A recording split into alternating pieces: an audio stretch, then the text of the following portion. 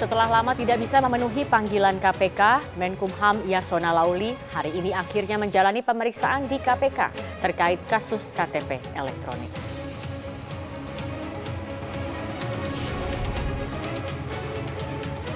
Basarnas terus menyelidiki penyebab pasti kecelakaan helikopter milik Basarnas yang jatuh di daerah Temanggung, Jawa Tengah.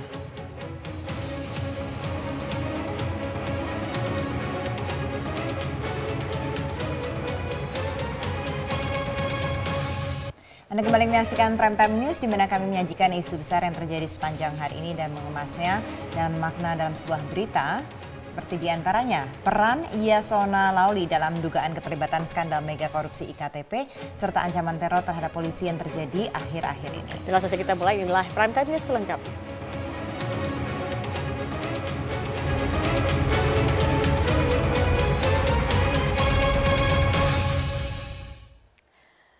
Pemirsa, Menteri Hukum dan HAM Yasona Laoly memenuhi panggilan Komisi Pemberantasan Korupsi untuk memberi keterangan tentang kasus korupsi proyek KTP elektronik.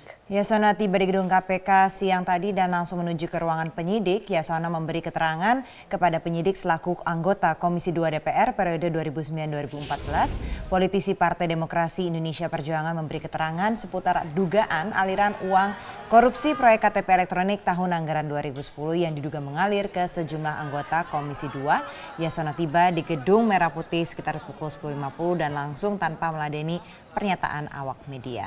Tujuan pemeriksaan Yasona untuk melengkapi berkas penyidikan dengan tersangka Andi Agustinus alias Andi Narogong. Andi merupakan salah satu pengusaha yang menjadi rekanan Kementerian Dalam Negeri.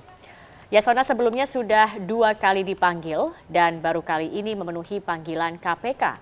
Sesuai jadwal, penyidik pun telah melayangkan surat panggilan kepada politisi Partai Golkar yang juga mantan Ketua DPR Ade Komarudin dan istrinya Neti Marliza untuk memberi keterangan seputar kasus korupsi KTP elektronik.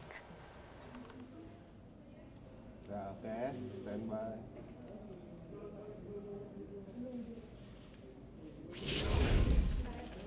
Pansus Hak Angket KPK terus menggalang dukungan sejumlah pihak untuk mengkritisi kinerja KPK. Tidak hanya berencana menggandeng Badan Pemeriksaan Keuangan dan sejumlah ahli, Pansus juga akan mengumpulkan informasi dari para terpidana kasus korupsi.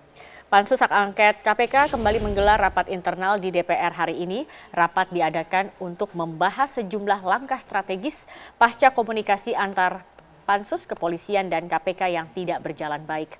Di antaranya Pansus Hak Angket berencana bertemu pimpinan BPK untuk menganalisa sistem keuangan KPK. Pansus akan mengunjungi sejumlah lapas dan bertemu dengan para narapidana kasus korupsi untuk mengumpulkan informasi. Serta Pansus juga akan bertemu dengan Kapolri di Mabes Polri pada 12 Juli mendatang. Pertemuan dengan sejumlah orang di 3 lembaga ini diharapkan bisa membantu tim Pansus menempatkan peran dan posisi yang tepat terkait kinerja KPK. Tak hanya itu, nantinya Pansus Hak Angket juga berencana memanggil sejumlah ahli seperti Yusril Iza Mahendra, Jimli Asidiki, dan Mahfud MD untuk mengetahui posisi ketatanegaraan. Untuk minggu ini kita akan fokus dulu respon dari mereka. Untuk minggu ini kita akan fokus dulu kepada BPK. Baru kemudian minggu depan kita pemanggilan beberapa pakar lah. Pemirsa, Wali Kota Bandung Ridwan Kamil melakukan inspeksi mendadak ke kantor Dinas Pelayanan Pajak Kota Bandung, Jawa Barat untuk melihat kehadiran pegawai negeri sipil di hari pertama masuk kerja pasca libur Lebaran. Kedatangan Wali Kota Bandung ke kantor Dinas Pelayanan Pajak selain memantau kehadiran aparatur negeri sipil, Ridwan juga memastikan pelayanan kepada masyarakat terjamin di hari pertama libur panjang pasca Lebaran. Pihaknya menjamin tingkat kehadiran para aparatur negeri sipil di lingkungan pemerintah Kota Bandung berjumlah 90% lebih, hanya beberapa ASN yang izin karena cuti sakit. Sebelumnya Wali Kota Bandung melakukan sidak di Kecamatan Sumur Bandung dan ke kantor Disnanya Kota Bandung. Hal ini dilakukan sebagai bentuk untuk memastikan pelayanan di kecamatan dan di kantor pajak berlangsung kembali.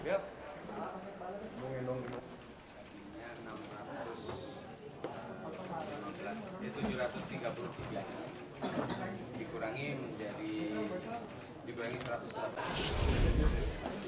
Hari pertama masuk kerja, Bupati Bone, Sulawesi Selatan menggelar silaturahmi. Acara yang digelar di pelataran Masjid Agung Watampone hari pertama masuk kerja usai liburan panjang Lebaran Idul Fitri. Bupati Bone, Sulawesi Selatan menggelar silaturahmi. Acara ini digelar di pelataran Masjid Agung Watampone dihadiri ribuan pegawai negeri sipil. Bupati Andi Fahsar Pajalangi berpesan agar seluruh pegawai negeri sipil tetap meningkatkan kinerjanya dan tetap menjaga kerukunan dan mempererat tali silaturahmi. Andi Fahsar pun mengapresiasi kehadiran para pegawai yang tidak mangkir lagi di hari pertama kerja karena hampir 100% pegawai hadir di hari pertama tersebut. Meski demikian, Bupati tetap akan memberi sanksi kepada PNS yang mangkir dengan tanpa alasan yang jelas.